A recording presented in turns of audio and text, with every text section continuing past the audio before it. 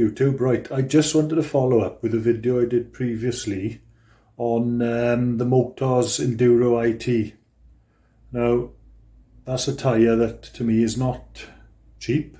104 quid when I bought it last year. I haven't actually checked how much it's going for now, but when you consider you can buy a pair of other tyres for 130 to 150 quid, say, I don't think it's the best tyre for value for money or longevity, to be honest. So let's have a look at it.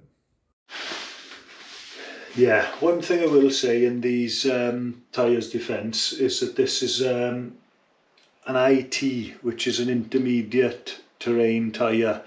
My fault when I was buying them. I didn't do much research. I just went by what I thought was right, and this is very, very soft compound, as you can see. So that's not going to help when it comes to the tyre wearing quickly. And like I said before, it has worn very quickly. It hasn't been a great lasting tyre at all. So if you're buying these, I would say the Tractionator Desert HT I had before lasted a lot longer, and that was a HT, which is obviously hard terrain.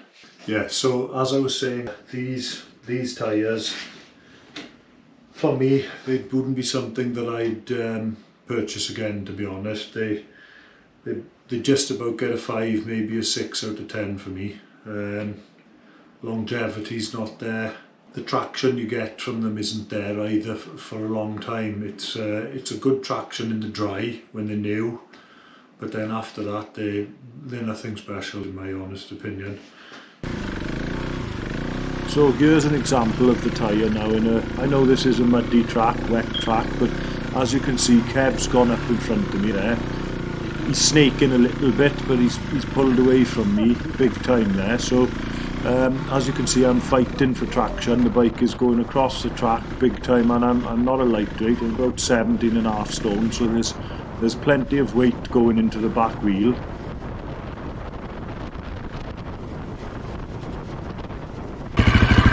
I couldn't get traction up that hill. It's just going side to side up there then. I think that tyre's letting you down, boy. Yeah, it's hard it now, isn't it? She's letting the side down, she is. It's hard it now. Yeah, so in a nutshell, I think really it comes down to what you want out of a tyre. I mean, you hear 50-50 tyres, you hear 90-10 tyres.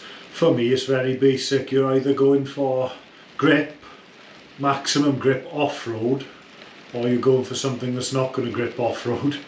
There isn't an in-between, I don't think. I mean, especially where I ride in Wales here, you just need the maximum grip all the time. The mud, the stones, a 50-50 tyre as they call it, I wouldn't even entertain it in Wales. It's not really worth the aggro. As a predominantly off-road trail rider, I would always rather have the maximum grip I can get and maybe not have the tyre last so long, but that's the price I'm willing to pay, to be honest. I personally as well would rather, like people say, oh, what's it like on the road? You know, it howls, or it's noisy, or it's dangerous under braking, or yeah, you're always going to get that off a very knobbly tyre, no doubt about it. But the best and most wisest thing you can do is just slow down. On the road section, slow down. You know, I'm not a fast rider on the roads. You do anything for me blasting down the roads fast. When I'm on the road, I'm just getting somewhere basically to the next track. So yeah, just slow down, and then when you get back on the trails, give it a bit of a rip then. But you always know that when you do hit the trails again, you're going to have that grip that you want, and that's something for me personally that I'd always prefer. So yeah, slow down on the roads. Give it a good rip when you're off-road. Like as I said, the grip was okay, but nothing special. I don't think you're going to beat a more full-on grip tyre like the MC360 there, something which is just built for off-road use and not trying to cover both bases, because I just don't think you're going to get that out of one tyre. It's fine to have this reasoning of, maximum grip and everything is important, but where you may come a little bit unstuck with this is if you're going for for rides longer than, you know, 2 or 3 days or 5 or 6 days locally, and I mean by that in this country.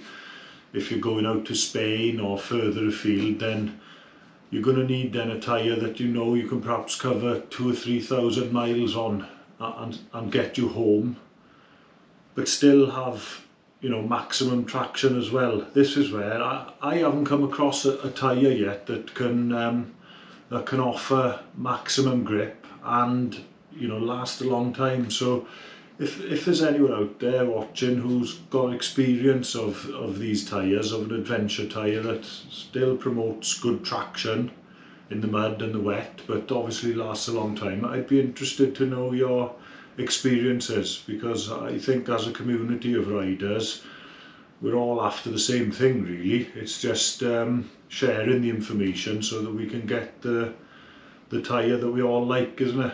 And yeah, I hope this little review of the MOTOZ has been of use to any of you.